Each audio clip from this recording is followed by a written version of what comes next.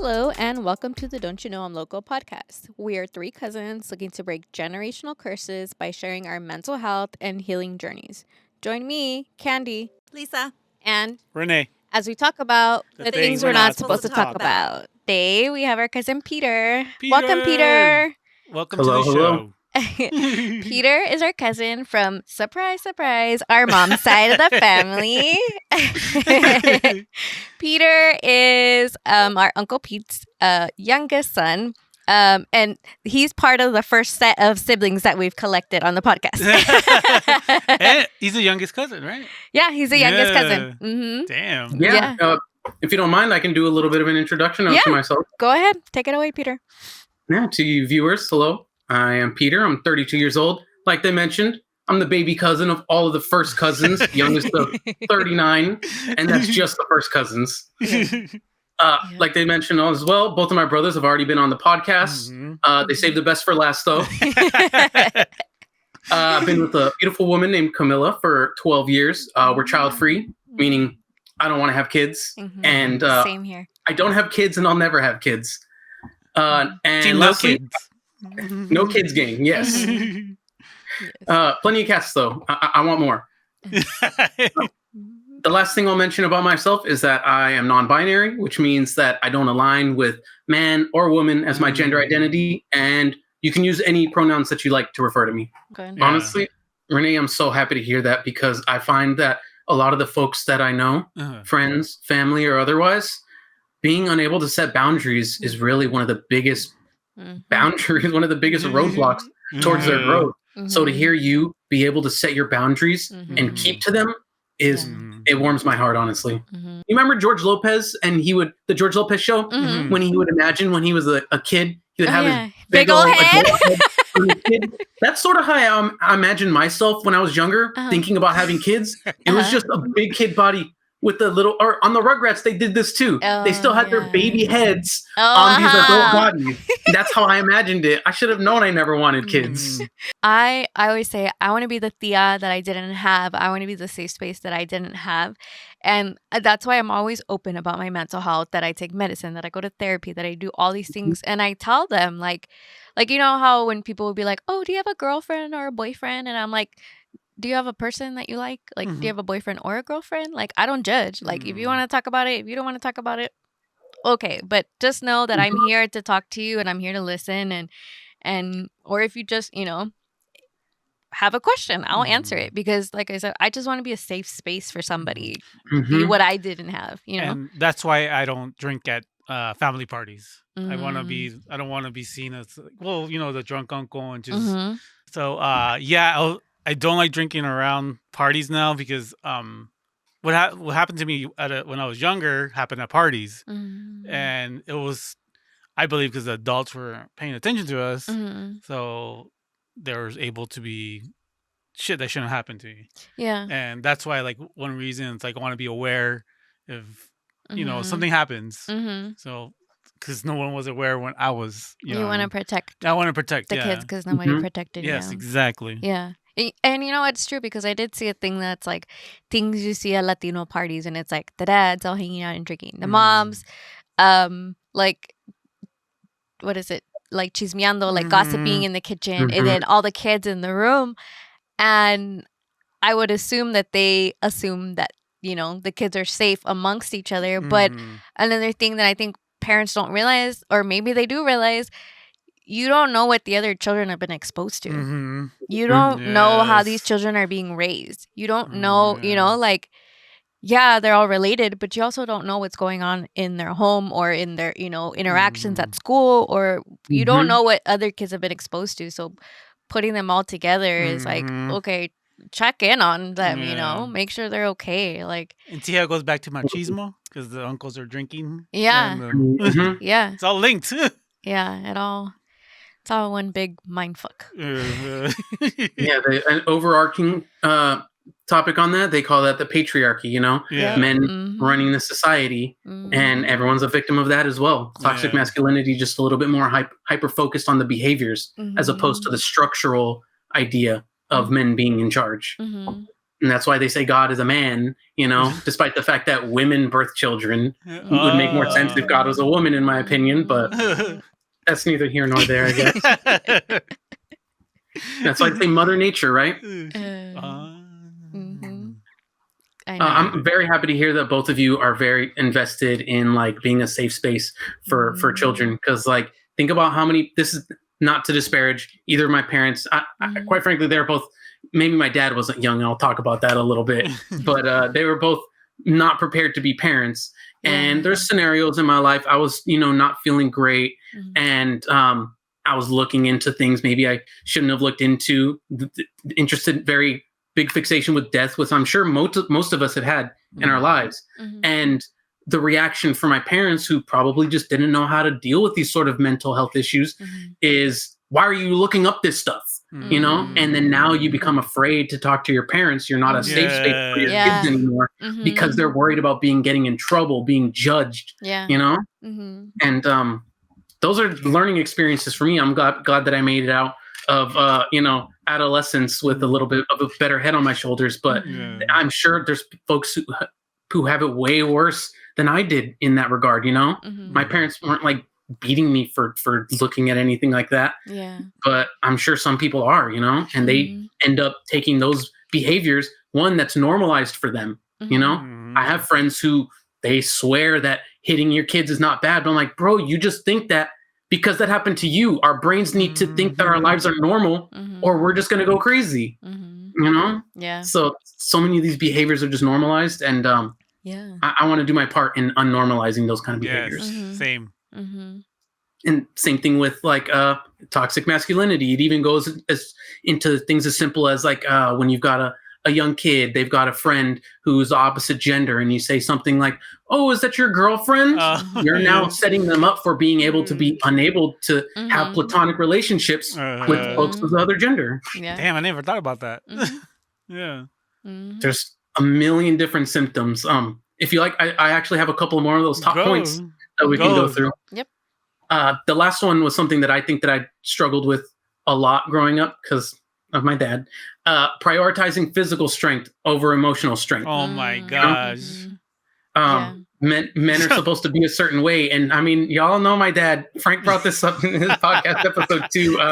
He's the fighter. I went to a Easter party 2 years ago, and Tio Juan, your Juan Salcido, he's telling me about, hey, did you hear about your dad got in another fight? He's 65 years old, So that's what I've grown up dealing with, is the defaulting to aggression and conflicts, whereas that's not me defaulting to the aggression, but I fall to another extreme where I'm afraid of that aggression. I can't even have conflicts with people because I assume they're going to beat me up. Oh, shit. So it did the opposite to you. Exactly. It did the opposite. Maybe if I was like more built, a little bit of a larger You're like Frank? Exactly, like Frank. So the prioritization over physical strength, the defaulting to aggression in conflicts. You got to be a man. You got to stand up for yourself. You've got to be a fighter. Hate that. Not everyone needs to be a fighter. Some people do to defend others, but that's going to be the default. And in that, there's that idea of the pressure to avoid anything soft or unmanly. Even something as simple as having long hair, wearing earrings, dyeing your hair, all things that I've heard many a time say, "Oh, you're gay," whatever, all these different other little derogatory things, and even that being gay, being seen as something bad and not just who you are, all things, and all of that sort of leads to some of the biggest victims. I know men deal with a lot of like suicide issues because of the internalized toxic masculinity, but women, I mean, are out there getting victimized day after day after day by men who fall into these things. And it's because of that idea of they're soft, they're not men. And so you could just treat them how you want because I'm the man. Hate it. And it's gender. The more we talk about gender roles, the more I can feel myself spinning inside. The last top line that I had about just this entire idea of toxic masculinity is one that's really important to me. I've said that about a bunch of these things. The bro code. When you think about the bro code, Renee, I'd like to ask you, what do you think about that? What does it mean to you? The bro code is not. One of them is, I guess, not telling like a friend's girlfriend that the friend's cheating on her or something like that, right? Mm-hmm. Yeah, based in loyalty, Loyalty, yeah. being loyal to your friends, yes. whether they're doing shitty behaviors or not. Your homies, you're supposed to be loyal to them. Yes. It's just based in like secrecy in all of these things. Whereas I don't even think they would. I wasn't socialized as a woman, so I wouldn't know if this is something. But I don't really ever hear people say the girl code. But Andy, if you were to talk about what you would consider a girl code, what kind of behaviors would you put under that umbrella? For me, girl code, I would say like always looking out for other women because, like we said, I understand why women choose a bear over the man in the woods. We think we've talked about that before, but it's like, yeah, we always have to look out for each other. Even if it's like just going to the bathroom with somebody or making sure they're okay. To me, that's what girl code is. I know in some cases, yeah, there's the same thing where it's like helping your friend cheat or, keeping secrets. Like I've seen videos where it's like, your friends are such liars, look. And that the boyfriend calls the friend and he's like, hey, is my girlfriend there? She goes, oh yeah, she's here. She's asleep. He's like, she's not. She's right next to me. What do you mean? So, I think it's just that because, there's both, women and men do that. But I definitely think for me, girl code is always looking out for each other, like always making sure everybody's safe or, but that's just me. Oh, another bro code is if I get into a fight, you better help me. No matter who started it or why it's happening. Yeah. Yep. The physical aggression being the default response, rather than trying to talk to your friend to de-escalate. Hey, it's really not that big of a deal. Getting into a fight is going to lead to more bad than good. Yeah. And what is this person who's trying to fight you dealing with? Using a little empathy, you can realize this person's got a lot of unchecked aggression. Maybe if this might not always work, but being able to empathize with someone who's dealing with that, have a conversation with them instead. Maybe they're not used to having people give them that sort of empathy. They have all these expectations as a man that they just don't. That's not what they're used to. And sometimes it just takes one person. That's a good point. Definitely. Yeah. So back just really quickly on the bro code versus girl code thing. I've never heard anybody say girl code. That's an extrapolation of the bro code existing and pushing it into the idea that if women had something like that too. It's typically, though, women do have that and it's just not called anything because that's just what you do. You know that typically predators and people who are the perpetrators of toxic masculinity are going to be men. Absolutely. Yeah. Yeah, so that's all of the top lines that I had. They were all great, by the way, Peter. They were. But I've spent a lot of time working on them, make sure that Emmy and I have conversations like these all the time. I'm very into like, I like talking about mental health. I like talking about societal ideas and the things that are normalized for us. One big one for me, totally not about toxic masculinity and machismo at all. Soda. I hate soda. It's poison. So delicious. It's so socially acceptable and readily available. And I've had people treat me differently because I don't drink soda. And like, what do you mean you drink soda? They look at me like I'm crazy. That's almost like what Frank said about not drinking alcohol and people being like, what? But if you say you don't drink water, they're like, oh, okay. Oh, yeah, I hate water too. I'm still working. No, I don't hate water. I'm saying that's what they say. I know. What do you drink? Whiskey, unfortunately. I'm still dealing with the alcoholism part. But Gotcha. And honestly, Renee, I want to go back to what you said about not wanting to be like the drunk uncle at the parties. I definitely still struggle with that. I've got my own anxieties and wanting to mask myself. I got the mask. I'm very into masks, not only physical, but figurative, metaphorical, that and the alcohol really serves as that a lot of the times. It does. And I would like to grow to a point where I don't feel that I need it, but it's tough. And not to lay any blame anywhere, but it's sort of in my genetics, you know. I'm sure, I'm sure you get it, Renee. Absolutely. Yeah, it's just like it helps you because it's like if you're not an angry drunk, because I would go in like levels where it was like, oh, okay, I'm feeling good, la la la la la, I can, I can do anything. And then at some point it would be like, oh, here's all of our trauma that we've been suppressing, and here comes all the anger and the boiling pot. It was like a very thin line for me.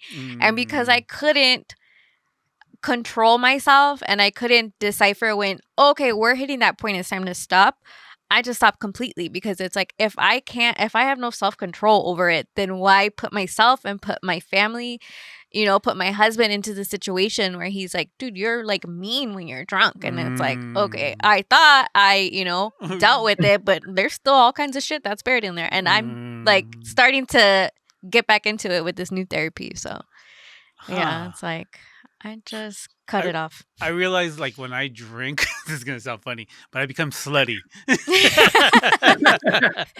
You're promiscuous? I'm promiscuous when I drink a lot.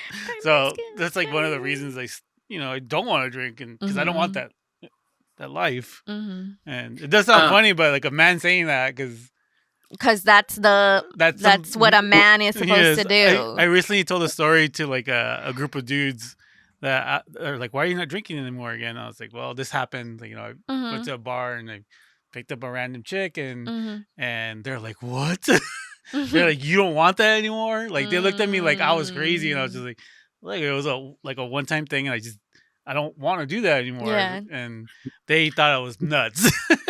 Well, at the risk of sounding too much like I'm trying to be a therapist to you, and you may have already heard this from a therapist, but as somebody who's been abused and by someone of the same gender, a lot of those behaviors come out in wanting to like reclaim your sexuality, and so you end up doing that. It happens to both men and women, you know. That makes sense. Because when I came back from Afghanistan, I was bad. You like had to get your manhood back. Is what you said that before. I think I'd have, huh? Yeah, you did said say that. Yeah. And that's exactly what that is. Yeah. Yeah. Wow. Yeah. So I do look into a lot of this stuff a lot of the times. That's why I said, at the risk of sounding like a therapist, I don't want to sound You're very knowledgeable, Peter. He is very knowledgeable. Yeah, that's cool. But I don't know if you want to scroll down a little bit. Okay. I don't know what I have down there. Let's see. Oh, yeah. What is deep card? Oh, that's the last thing. We read from this deck of cards. That's another question. That's like towards the end. Yeah. Okay. Awesome. Can't wait to get to it. So what is machismo to you guys? Machismo is the societal version of being a man. Like, this is what you have to do to be a man, and kill yourself doing it. In a way, right? What about you, Peter? Oh, I was going to ask a couple of questions for Renee, but we can talk about that. No, ask them. Okay, Renee, can you maybe go through a couple of the main examples? Maybe if you can pull any examples that we haven't already spoken about, things that you would consider required to be a man. Required to be a man. I would say be involved in sports somehow, like whether you're watching it or playing it. That's one thing. Drinking, being one of the guys, drinking with the guys. Womanizing, even if you're married, I think, right? Like you see dudes like when you're out and about, and they're just like, oh, I don't care. Like I'm in a relationship, but they're still kind of like trying to be the man. Yeah, I'm the man. Yeah, exactly. Like you said, like I would say like gender roles too. Like the cleaning is supposed to be a woman, and I've joked about this before, where I'm like, I have my disability, and I'm like, I don't care. I'll be a stay at home husband and pay rent still, ladies. Like this morning, I spent like 4 hours cleaning this house, and like I enjoyed it. Like I don't see like the big deal. I mean, I guess because people work, but because I don't work. But yeah, I would say those things are top. Partying. partying, I guess, too. Partying. He says drinking also. That's what I was thinking, sort of under the same umbrella. Drugs, doing drugs sometimes, it depends. Just being an alpha type of male, which I hate. Hate that. Like, what is that? Alpha. So it just doesn't make sense because you can't all be alphas. No, absolutely. That's not how the system works. No.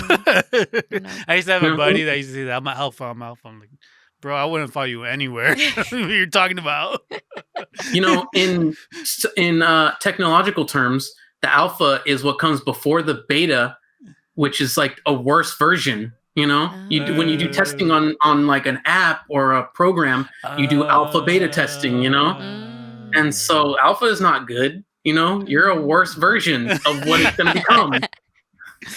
That's funny. Well, to me, it's like alpha is like a guy that can't think for himself. Like he's just a machismo in a way, right? He just can't think about who he wants to be, so he has to go by what he thinks a man's supposed to be, or like we talked about right now. So I hate that word.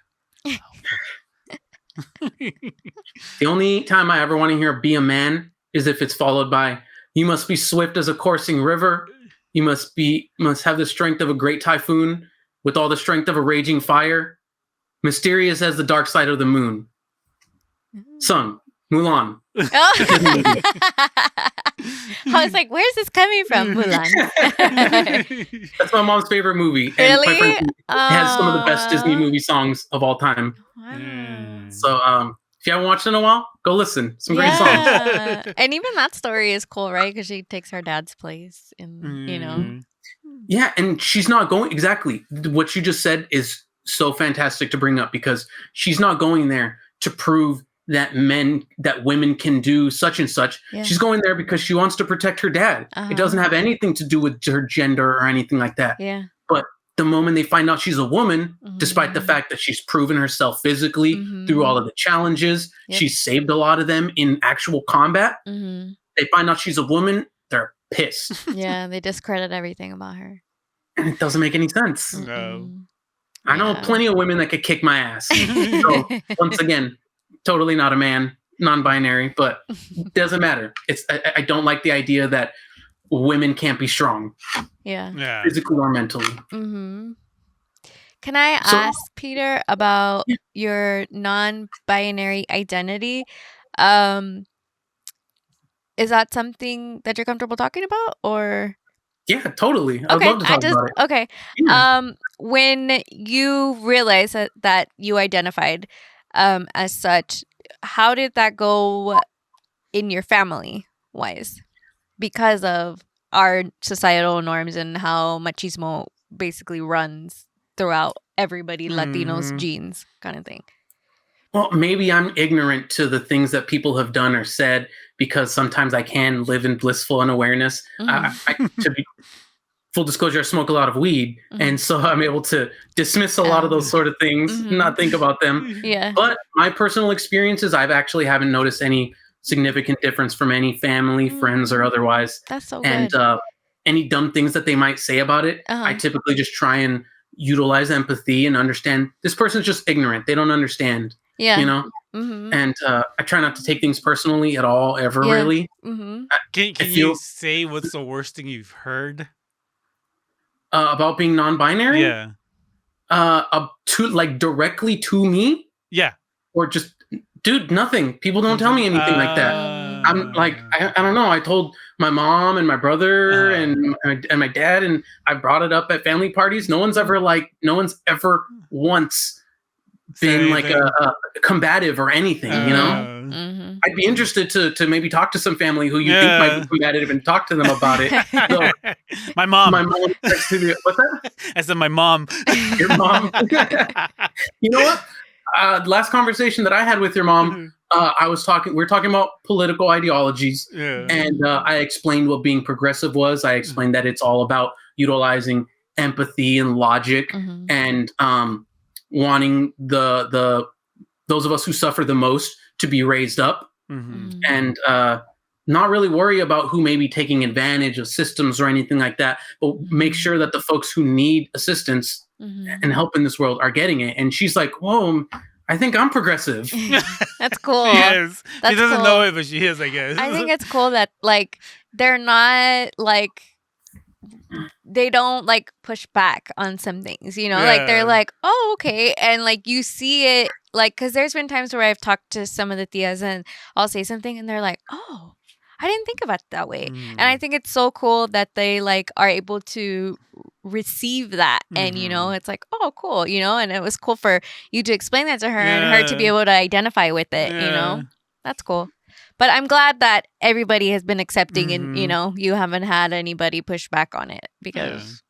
I'll let you know if it happens. I tend to be very open about things, especially when I have a little drinky drink. So I'll let you know if I ever experience anything like that. But no, I hope you don't. But I hope you don't either. Yeah. I'm maybe just once again, just because of who my parents are, how I was raised, I like being combative and I like arguing with people. So I hope someone does.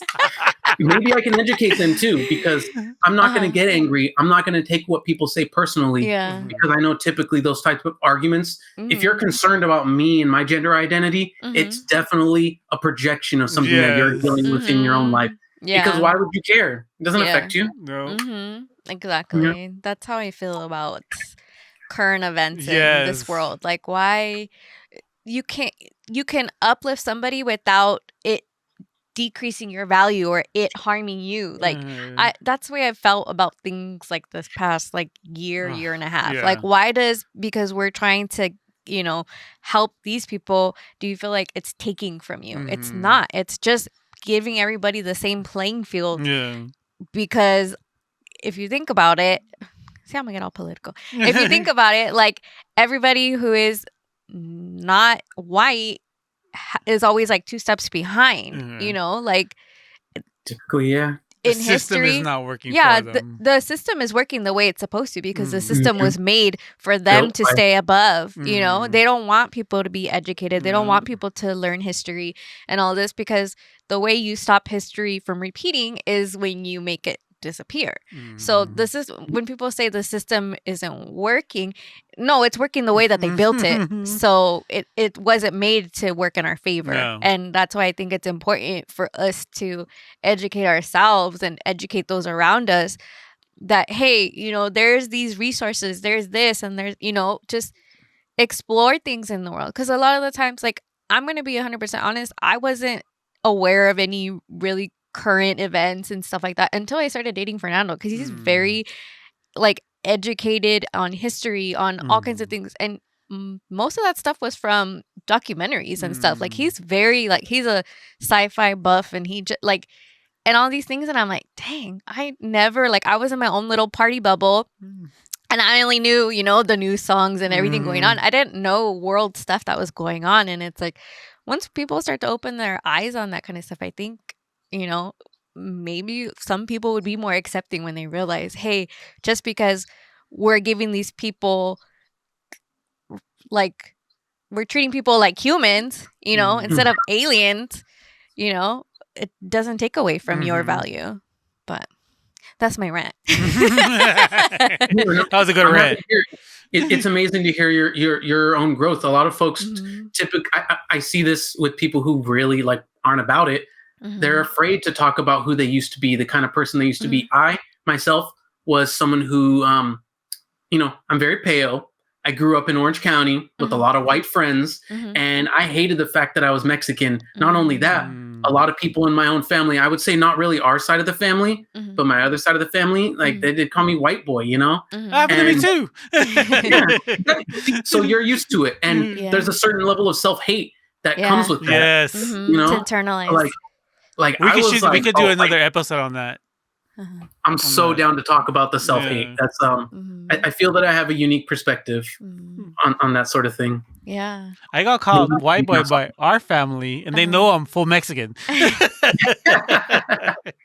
Say you live in Orange County, you're a white boy. I was like, what? So I did have, like Peter said, I had some identity issues growing up. Yeah. And it still affects me now. Yeah. I would say. I think I joined the military just because I was like fuck it, I'm white.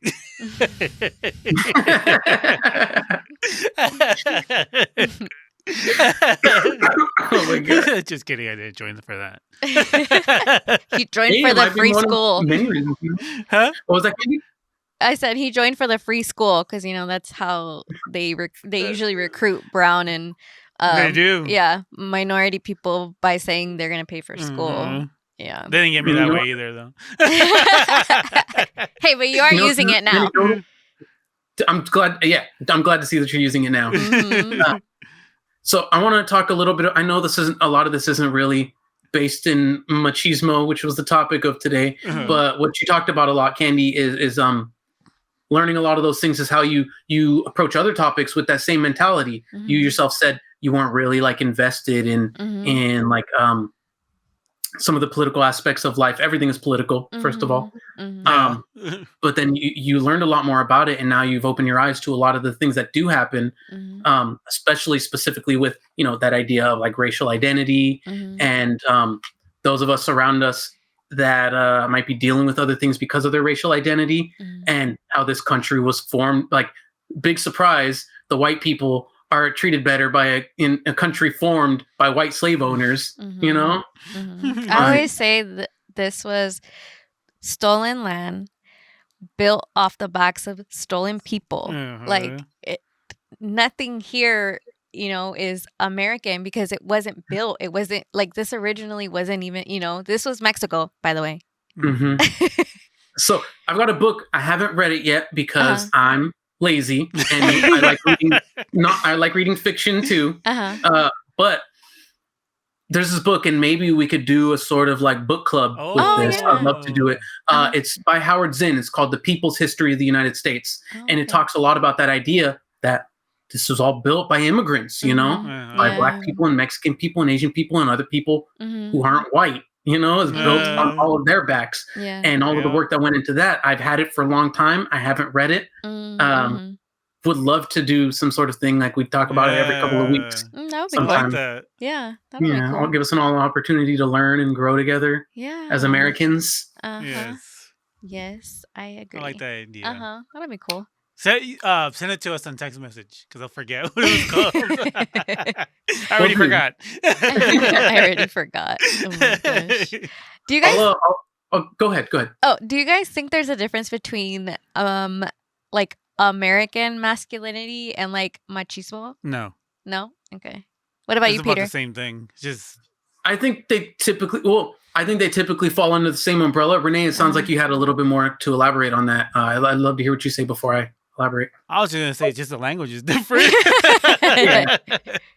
I tend to agree. It's a lot of just this societal rule book that men are supposed to follow, and it's a lot of the same through a lot of cultures. I would say a lot because of the religious undertones of all cultures. A lot of it comes down to that, and once again, written by men. Yep. Yeah, because you think about like in a lot of indigenous culture, gender, like there are I know is it Oaxaca? There are non-binary people in those cultures, but there, it wasn't until colonizers came to this country and things changed where that wasn't accepted. So you think about it and it's like, okay, are all of these ideologies, are all of these standards coming from colonization? Because you think about indigenous cultures, how different they are from actual American society. Like, how much of it is really, like, why is it American culture? Because somebody came over, didn't like what they were doing, and made it what it is. They're called savages, I believe. That's what they called them. Yeah, that's crazy. And like to think about it, like we could have just been living on the land, our lives would have been shorter, but the quality would have been so much better. Like they ruined it. They ruined America. Yeah. The only point that I ever think of whenever I'm thinking about the idea of a world without colonization is, but I wouldn't have like video games. And that's the only good thing that I can think of that is brought about by colonization. I mean, the Native Americans were hunting. They were partying, I guess you can say, in a way, their own way, and having sex. That was it. I've actually got another book that I actually did read recently that talks a lot about that idea behind what the book calls takers and leavers. And so those folks, the natives, are typically the leavers, whereas not specifically Americans, but people within that realm of like culture and individualism are the takers. It's called Ishmael. It's written by Daniel Quinn. It's from like 1980. I can definitely, lend a copy. You could probably find a copy for pretty cheap as well. I love it because it really highlights a lot of those things about American culture that I really don't like. And a lot of it was sort of like a confirmation bias on my own, but hey, it's a noble cause, right? To think about. Yeah. Definitely. So Candy, really quickly, you had asked me about what my definition of machismo is, right? And then I sort of deflected to Renee. So I can come back and talk a little bit about that. Okay. I think I've sort of covered everything that I think that it does already, but I'd like to maybe talk about some specific examples that I maybe haven't already mentioned. One of them being one of my passions, collecting stuffed animals, plushes. I love it. Favi, your sister, when I was a kid, she had a nice big plush net in her room. And I was always so jealous. I wanted something like that someday.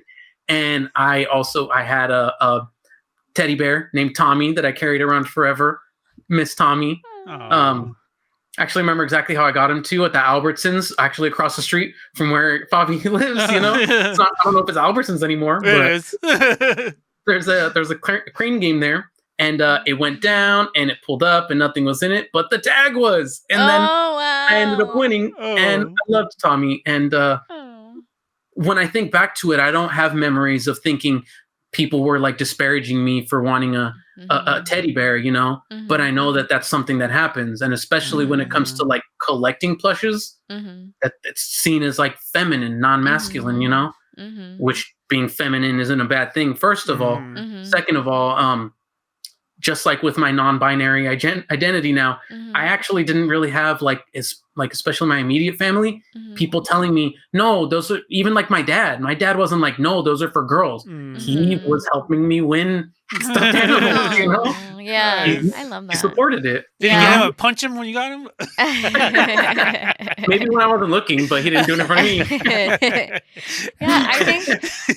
I think there's still that like blue is for boys, and because I have heard it lately, like that's for boys or that's for girls, and it's like they're just fucking colors. Like why does it have to be associated with boy or girl?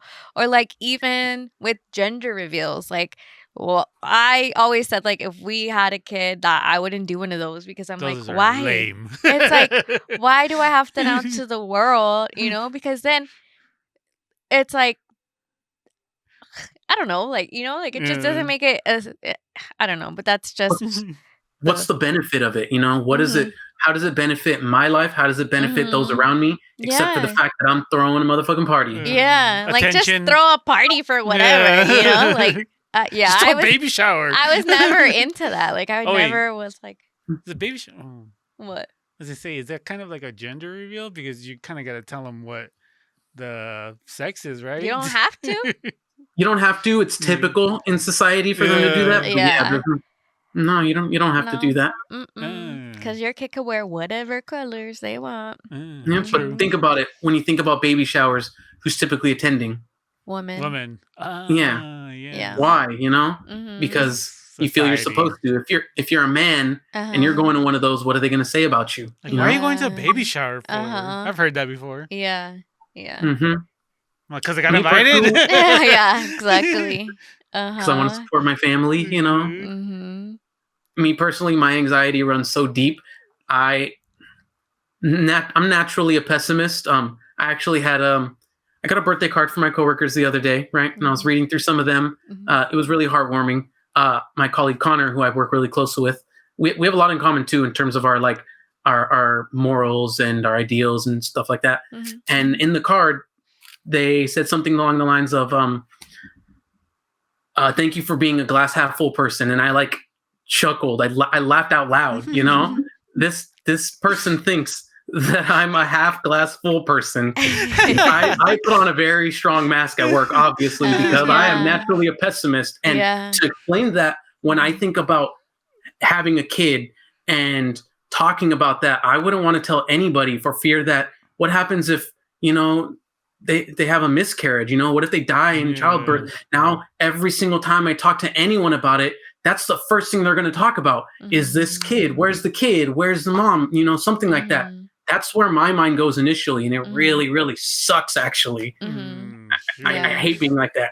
But and it took a lot of time to not have that be my outward reaction to things as well, because it's not healthy for you. It's not healthy for the people around you, and it's a skill you learn to push away the pessimism. Just like you talked about, it's a skill to utilize empathy, Yeah. It's all work.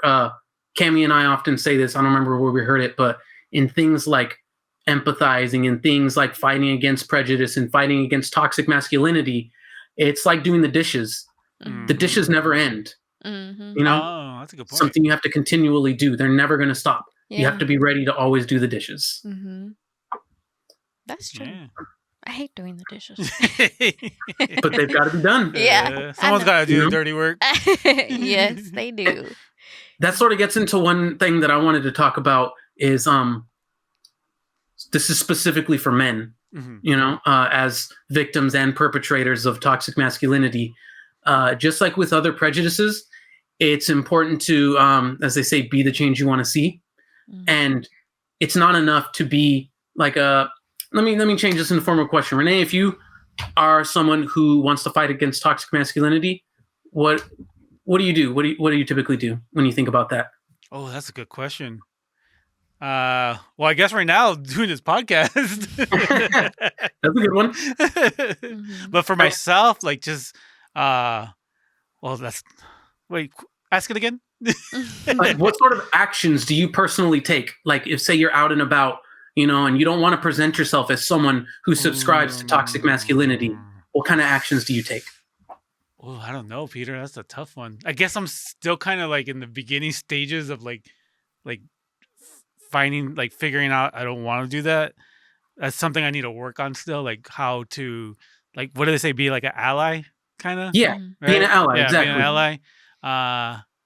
That's something that I got to work on still. Because I'm still like, I don't need to be that way. So that's still like early in the process. But okay.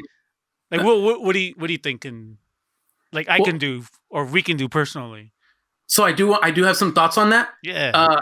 I'd like to move the question to Candy. When you think about men who are going to be who want to be allies, what kind of actions do you think you would see them do and take? Definitely so there's been times where I'm like at the grocery store and I can feel like men staring, and it's like obvious to the point where it makes you uncomfortable, Like I even had a guy follow me around like the store, and I had to ask one of the workers to help me because I didn't know what to do.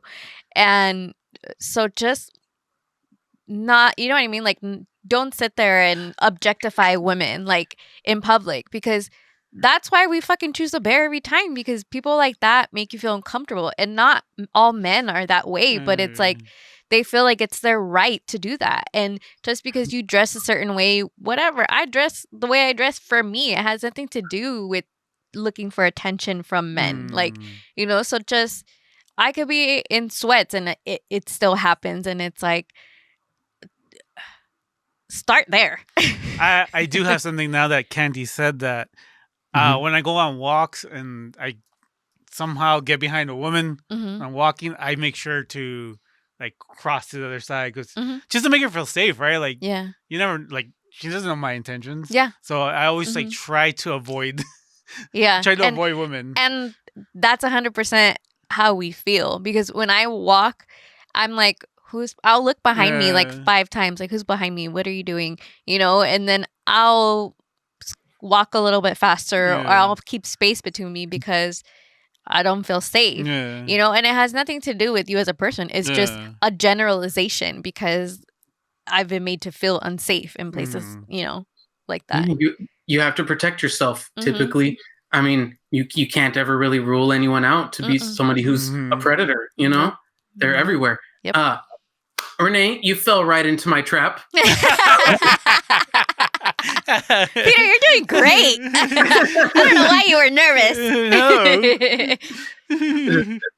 The idea of wanting to achieve perfection petrifies me a lot of the time, honestly. That's why, like I said, I like making music. I've actually got like 6 or 7 unfinished projects that I would love to release that I get so worried about things being exactly how they need to be that I don't finish them.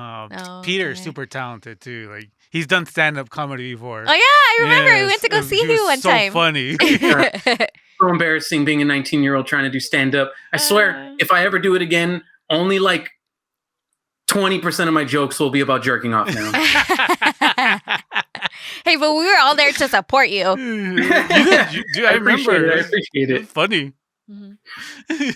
Now I just see anybody anywhere as an audience. So the world is my comedy club.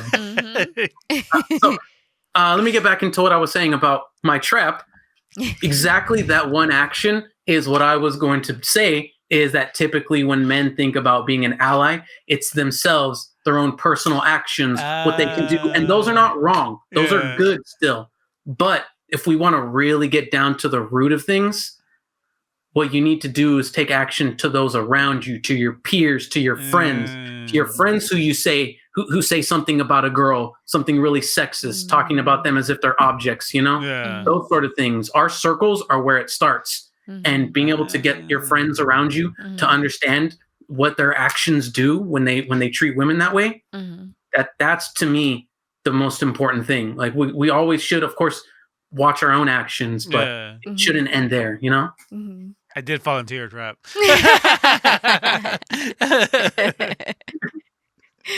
That's funny. Yeah, I think when it comes to these big ideas like this, like toxic masculinity, and all of the people that can become victims, and it works for other things too, like the nationalism of being an American, things like that. It's not always some faraway concept that you can change.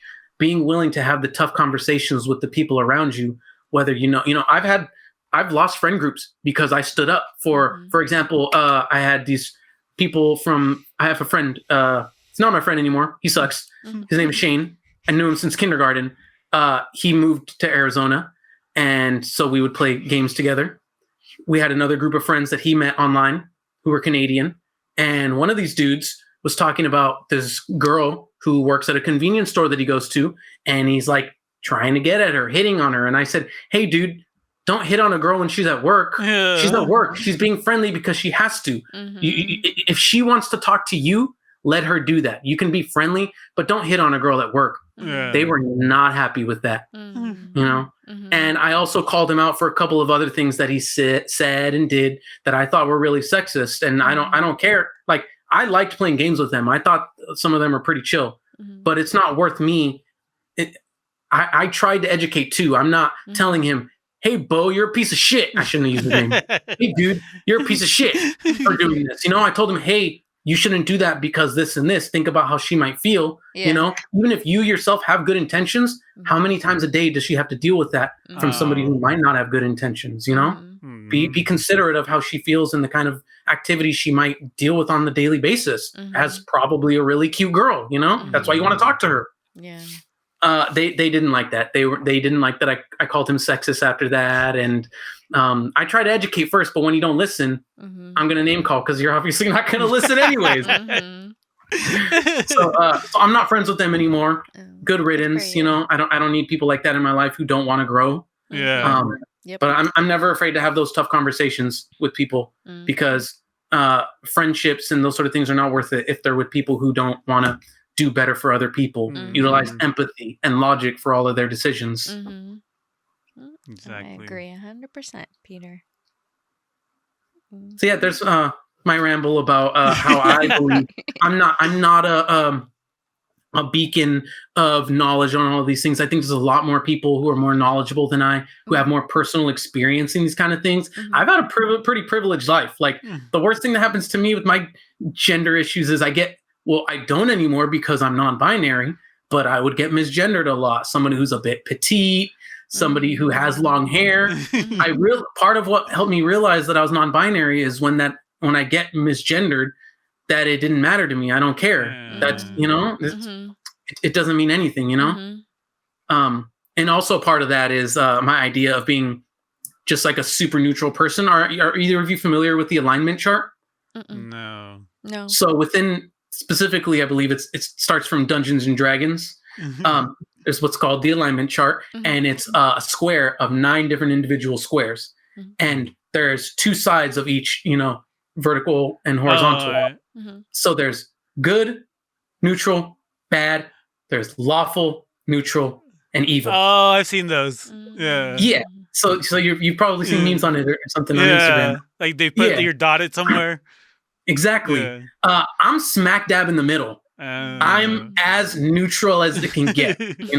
I typically don't take things personal. I don't really have strong opinions about a lot of things. I live by my own personal moral code as opposed to what I consider to be lawful or evil. And it's typically self-serving. I'm not going to lie, but I think being self-serving is important. Otherwise, you fall victim to these dogmatic ideas like toxic masculinity, Yep. So that's all part of being, I think being non-binary is about the most neutral thing that you could be. And so that's why it makes sense to me. It does. Thank you for educating us on that, Peter. Yes, Peter. Of course. I didn't know I was going to do XY charts on here. Find a test online, take it, answer the questions. Make sure you've got someone with you because it's easy to lie to yourself about how you want to be versus what you actually are. I run every single question I ask by Cammie. Hey, it's asking me this. What do you think about this? I think this. No, Peter, just the other day, you said this and this, which is totally opposite.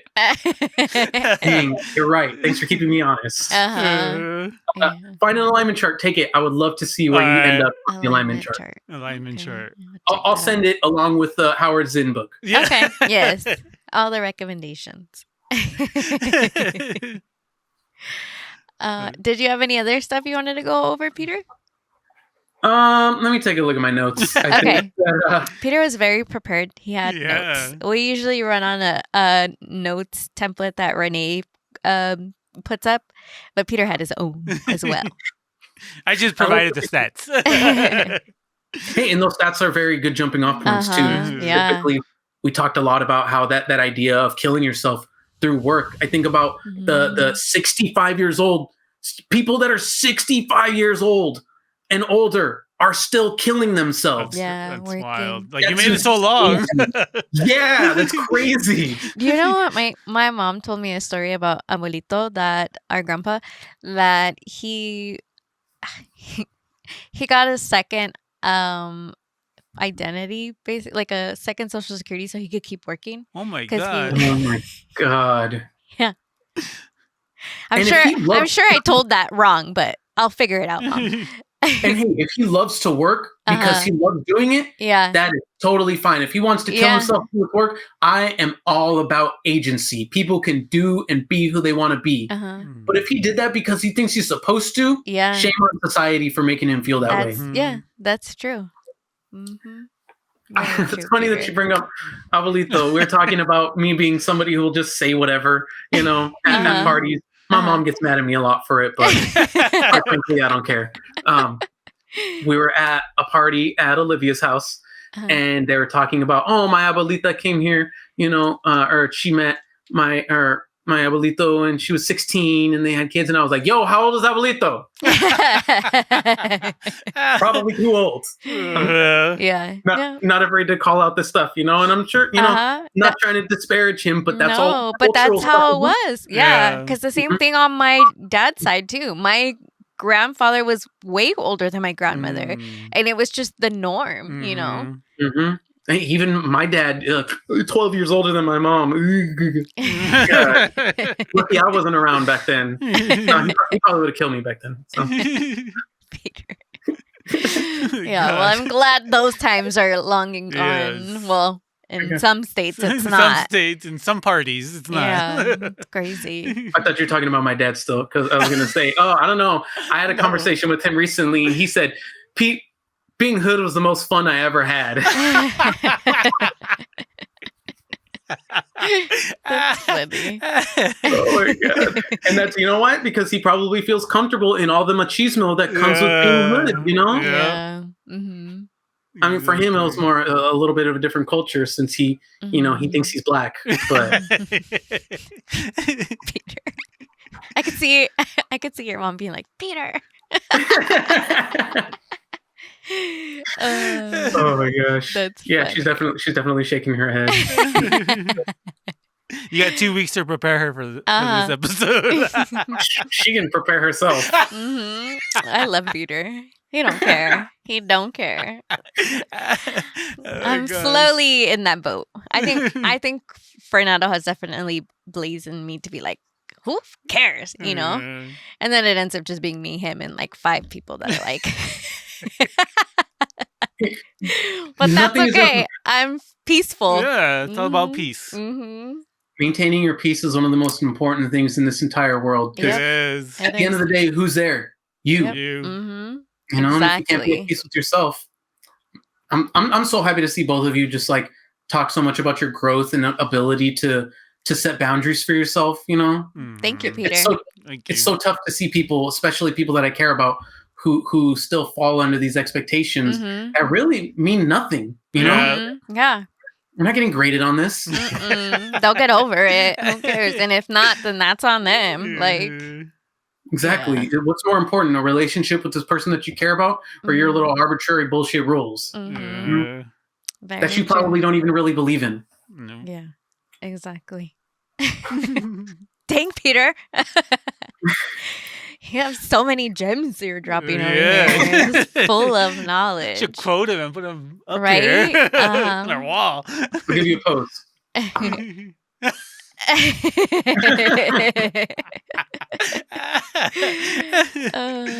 All right. Any final thoughts before we get into our deep card? Deep. Oh yeah, Lisa's not here. We didn't mention that. Sorry, we forgot to mention. We're so excited. Lisa's taking vacation. When you guys hear this, we'll have been back from our 2-week vacation too. So welcome back. I'm sure you guys missed us. Woo! I hope you're on the next one that I'm on, Lisa. Yes. No final thoughts? Okay. Nothing on my end. All right, let's see. Time for the deep card. If you had to marry one of your friends, who would you choose and why? Oh my god. What the? Next one. Okay. What friends? I don't have friends. On a scale of 1 to 10, 10 being the most attractive, what would you rate yourself? I thought about this the other day. Really? Yeah. 7. I'm going to say... Just because of my height. I do a lot. I'm going to say an 8. And a lot of that has to do with my style. Because I feel like my style attracts too. And I'm also more confident in myself too. So, yeah. Now that you mentioned style, I kind of want to knock myself down a couple of points. I'm definitely a t-shirt basketball shorts kind of guy, you know? You rock the Adam Sandler look. Unfortunately, yes, it's comfortable and it's easy. I mean... Candy, if you ever want to help me achieve a better style, you are a very styled, someone with a very good style. Thank Maybe you can help me do some you. shopping sometime. Of course. I love shopping. I love shopping. But I love shopping at Goodwill, so... Hey, I'd much prefer to reduce any waste. Exactly. Anyway, I still have shirts from when I was in high school that I wear because I don't want to throw anything out. I know how you feel. I know. I usually am like, okay, I'm purging my closet. Let me give some to my niece, and then whatever she doesn't want, then we'll see where we donate it to, to like a shelter. I can't even do that with my nephew. He's too tall, and he has style too. He's like my height. I'll dress me any day. Yeah, he's tall. He's a good dresser too. Yeah. I remember he walked into a quinceañera one day, and my I was like, "Who's that? Who's the superstar?" Like he thought he was a famous person. He had the glasses and the turtleneck. Ooh, stylish. I don't remember for sure. So I was thinking the same thing. How funny. Hilarious. Ay. Let's see. Oh, so the card. I'm not going to knock myself down for points. I'm going to go strictly by face. So no height either. I won't knock myself down for being 5'7.5", 5'8". I'm going to go 7.6. Nice. I feel that I've grown into my own, into my facial features very well. I grew out my long hair so that my ears that stick out don't do that so much. That gets me up a little bit. Yeah, strong nose. I used to be very self-conscious about it, but then your dad started saying I look like Messi. Oh yeah, he did. My dad called him Messi. You know what? Yeah. Messi's hot, so there you go, Peter. Yeah.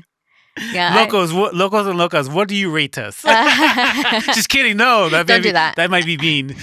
Don't do that. But rate yourself. I want to see what people think about that. What do you rate yourself? We'll put that up on our questions. Yeah. I know somebody had mentioned suggesting doing that to see what everybody answers along with us. So and don't be mean to anybody on there. Yeah, don't be rude.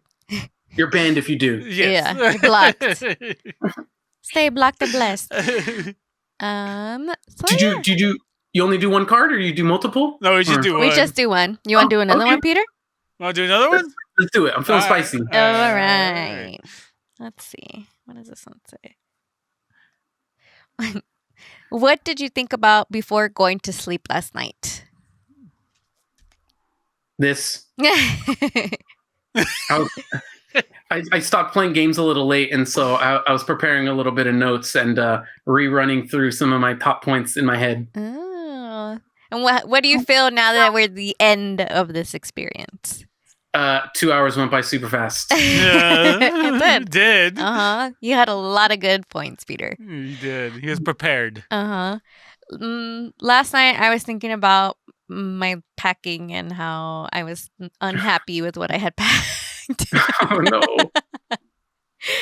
So yeah, that's what I was thinking about last night. What about you, Renee? I was thinking about all the stuff I had to do today, like packing also, cleaning, and getting the podcast, getting this ready. Like I wasn't sure if I was gonna do it myself or Fernando. You did a great job. Yeah, so we extended our wall. I don't know if you noticed that, but yeah, it looks a lot better. I think it looks better. Yeah. Thanks, Peter. But okay. Yeah. That was a good one. Thank you, Peter. Yeah, thanks, Peter. We definitely want you back on. Yeah, definitely. Hopefully in studio one day when you come to Las Vegas. No, I'm not going to be on again unless it's there. Yes. Nice. That'll be so I've been wanting to go to Vegas again pretty bad, so. Yeah. You can always stay here. You can always stay in our house. You have plenty of places to stay. Yeah. Or you could always stay in a hotel if you don't like to be with people. That's fine too. I get that. Give you options. I've been a little broke lately, so I'll probably stay with someone if I do. Shoot, we all go through that. I'll tell you that now. All right. Well, thanks for joining us, guys. See you next week. Thank you. See you next week. Have a good one, everyone. Bye.